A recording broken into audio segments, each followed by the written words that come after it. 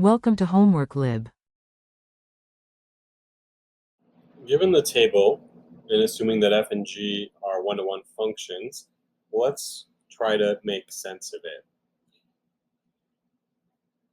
If x is -4, 5, 6, or 15 are our different inputs, and we know f of -4 is 6, f of 5 is 15, we don't know what f of 6 is, and we know f of 15 is -4.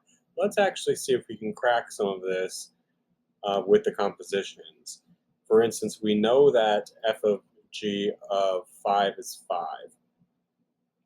So if f of g of 5 is 5, and we know g of 5 is 6, then we know f of 6 is 5.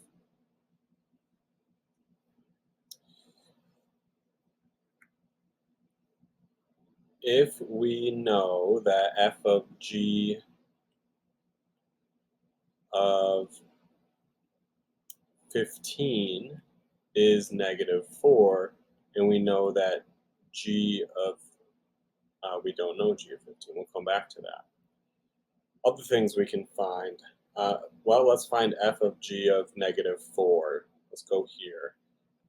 F of g of -4 would be the same as f of g of -4 is -4. And f of -4 is 6.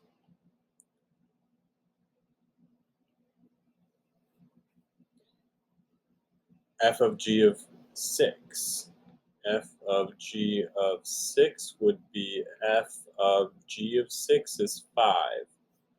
G of 6 is 5. And f of 5 is 15. So f of g of 6 is 15.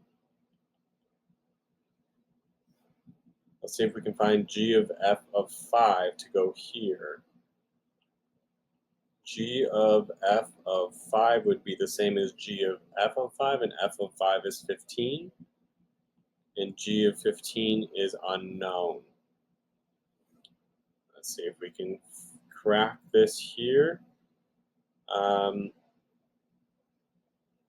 G of f of 15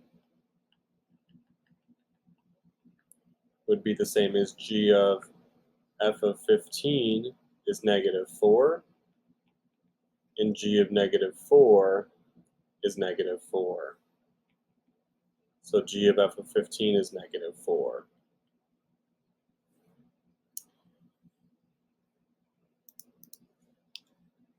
Now back to this one. If f of g of 15 is -4, then f of what input is -4? For what input a function gives an output, that would be 15. F of 15 is -4, which means g of 15 must be equal to 15. Let's see if that holds suit here. For g of f of